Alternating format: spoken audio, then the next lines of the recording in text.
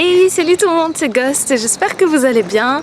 Aujourd'hui, ça va être une super journée parce qu'on va aller au musée Ghibli qui va bientôt fermer dans quelques semaines, donc on a vraiment eu du bol. Il va fermer pendant plusieurs mois, tout simplement parce qu'il va être rénové. Donc du coup, on va voir la vieille version du musée Ghibli. Donc voilà, j'espère que je vais pouvoir filmer un peu dedans parce que c'est pas si sûr que ça.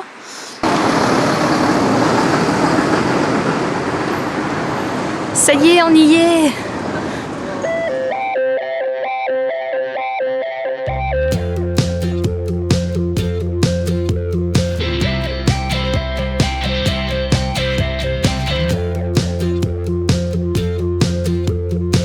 Bon bah malheureusement on ne pourra pas filmer à l'intérieur. Dehors c'est permis mais pas dedans.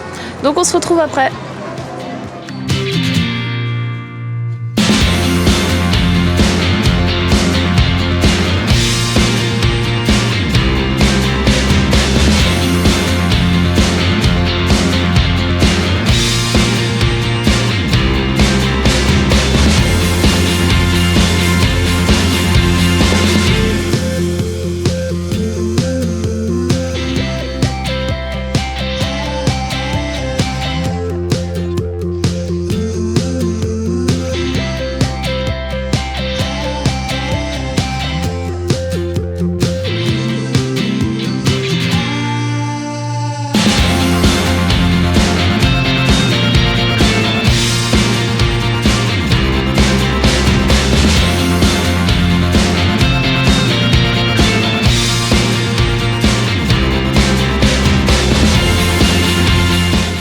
Voilà, on vient de terminer le musée et c'était mais trop bien.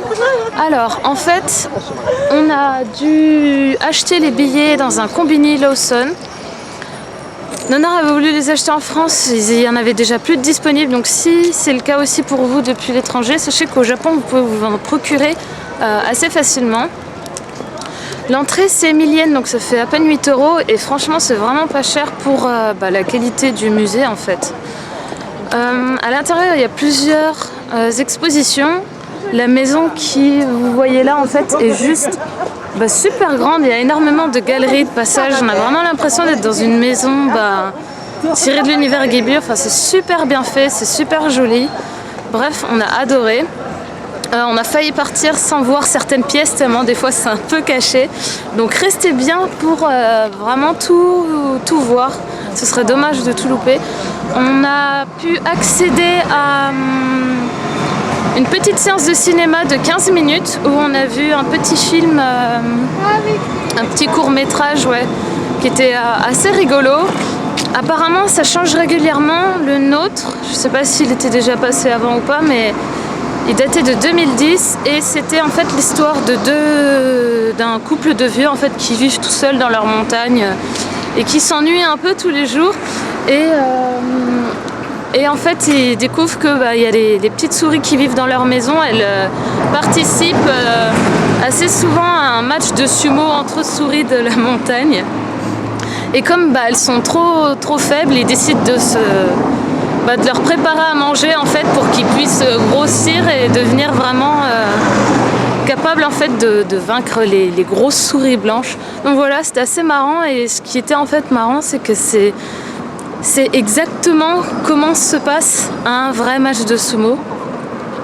Mais là avec des petites souris dessinées par Ghibli, donc c'était assez rigolo. Donc voilà, un passage obligé si vous venez au Japon, ce serait vraiment con de le louper, surtout si vous êtes fan de Ghibli. On a fait quelques petites emplettes, mais on vous montrera ça à la fin de la vidéo. Donc maintenant on va retourner sur Tokyo et on va aller dans le quartier d'Asakusa, parce que je ne l'ai pas encore filmé. C'est un passage obligé aussi si vous venez à Tokyo. Et donc voilà, comme Nonor l'a pas vu, ça va être la bonne occasion. À tout!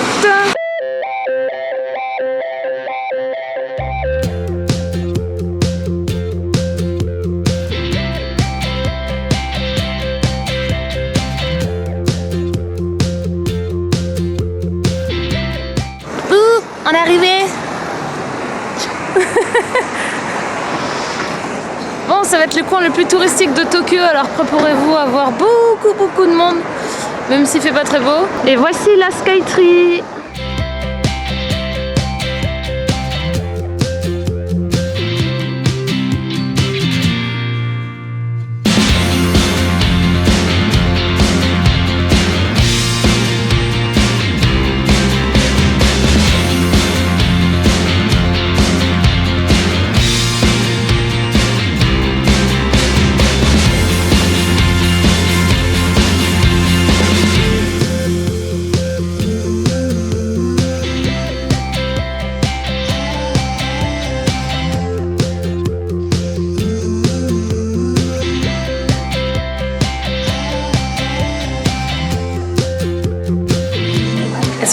belle.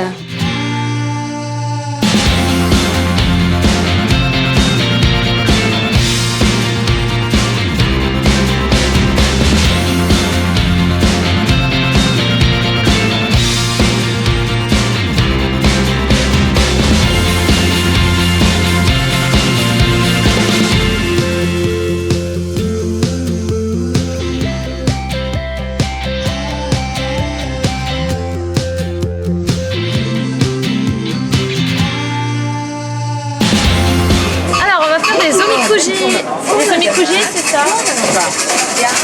En gros, c'est le truc de la fortune que je vous avais montré la dernière fois.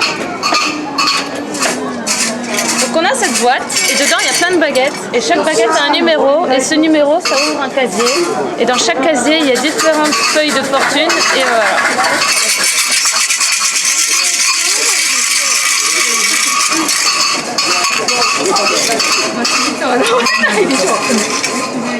Voilà, donc là c'est le chiffre 47. 47. Où est-ce qu'il est? Ah, c'est là. Hop, et voilà, j'ai ma feuille de fortune. Et en anglais, regular fortune. Alors.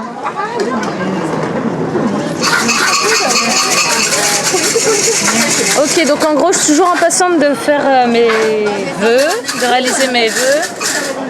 Just like step. Mais il faut que j'attende pour qu'elle se réalise, il faut que je gravisse plusieurs montagnes. Ça tombe bien, on en a plein en programme. En gros, il faut juste que j'ai de la patience, quoi, voilà. Rien d'extraordinaire. Voilà.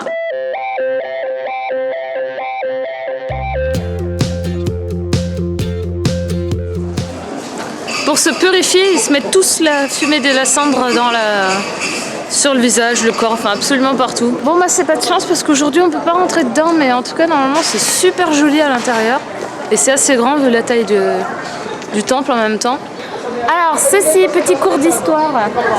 Ceci n'est pas une croix gammée, c'est un swastika. Swastika, c'est tout simplement une croix dans la croyance bouddhiste qui signifie en fait justement la connaissance.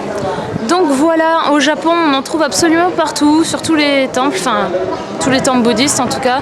Et sur les cartes également, les temples sont signifiés justement par des swastikas. Donc ne pensez pas qu'il y a des nazis qui se cachent un peu partout au Japon.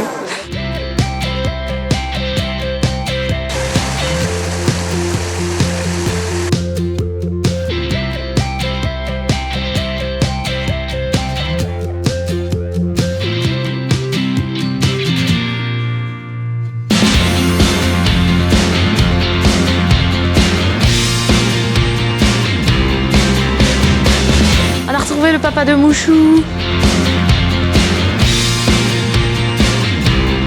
Les portes sont tellement grosses que la poignée arrive presque au niveau de mes épaules. C'est dommage, on peut pas rentrer. Il y a un monsieur qui fait sa prière dehors du coup.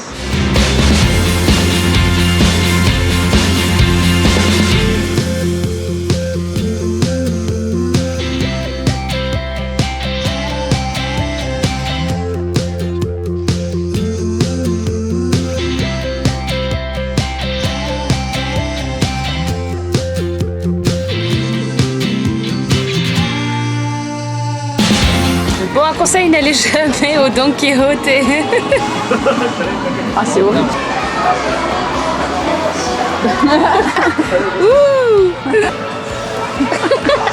Cette fois, on est au karaoké, c'est parti. Ça va être une petite dédicace.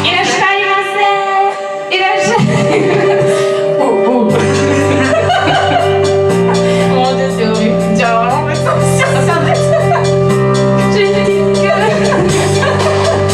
c'est trop la honte. Ah, faut que vous voyez le clip qui ressemble à rien.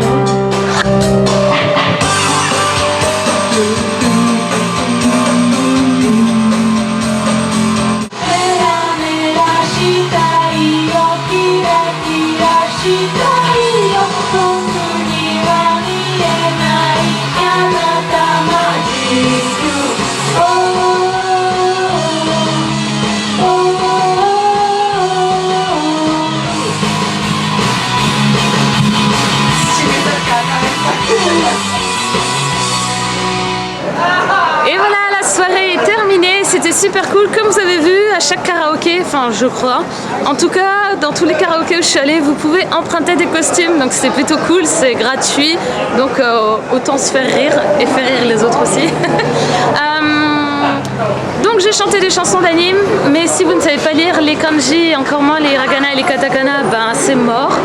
Mais il y a pas mal de chansons américaines, il y a quelques chansons françaises de la variété des années de nos grands-parents. Mais c'est plutôt marrant. En tout cas, on espère que cette vidéo vous a plu. Si c'est le cas, faites pleuvoir les petits pouces bleus. Je ne veux pas casser la gueule dans les escaliers. Et on se dit à la prochaine fois. Tchuss!